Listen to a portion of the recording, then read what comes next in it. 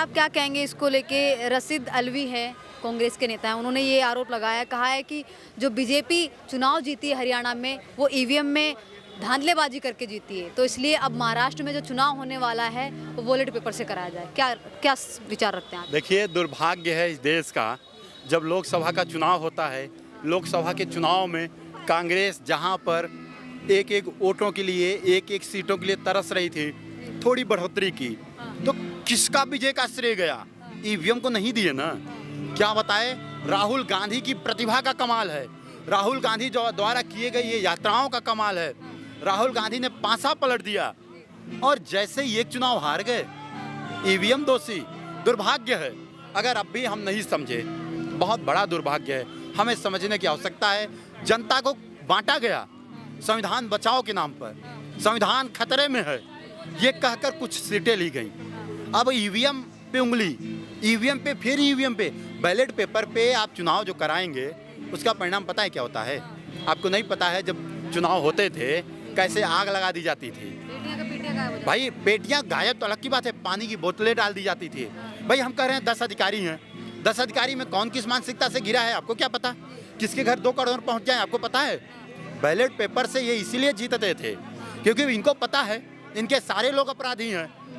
अलग अलग चौकियों पे खड़े हो गए, कहीं बम गिरवा दिए, कहीं AK-47 गिरवा दिए, इधर पेटी इधर से उधर हो गया।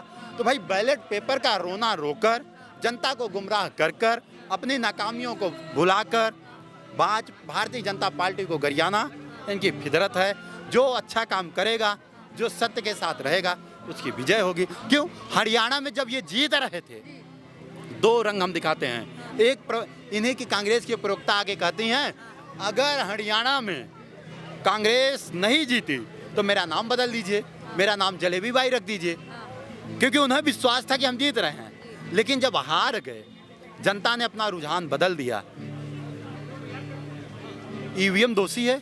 देखिए, ऐसे बेबुनियाद आरोपों का कभी अंत नहीं होगा जब तक कांग्रेस हारती रहेगी। जब जीत जाएगी तो सारे आरोप एकदम सही, अपने ईवीएम भी सही हो जाएगी, कांग्रेस भी सही हो जाएगी, बीजेपी भी सही हो जाएगी। तो ऐसे बेबुनियाद आरोपों का अब कोई आधार नहीं बचा है। ऐसी ओछी राजनीति करने से अच्छा बेहतर राष्ट्र के लिए कुछ सोचे, कुछ करने का निर्णय ले, कुछ विचार बनाएं, कुछ सपने देखें इस भारत के लिए, वो कांग्रेस पार्टी को बेहतर भविष्य दे सकता है। लूटपाट, बेईमानी, डकैती, घोटाले, ये सब कृत्य करने के बाद हमें ईवीएम का ठीकरा ना पड़े। इसी ईवीएम से आप सत्ता में आए थे, तब ईवीएम सही थी।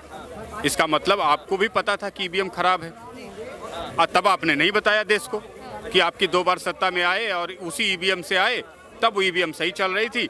अभी ईवीएम में खराब हो सकती है, खराब कर दी जाती है, खराब हार जाते हैं, ये बात अब बता रहे हैं आप देश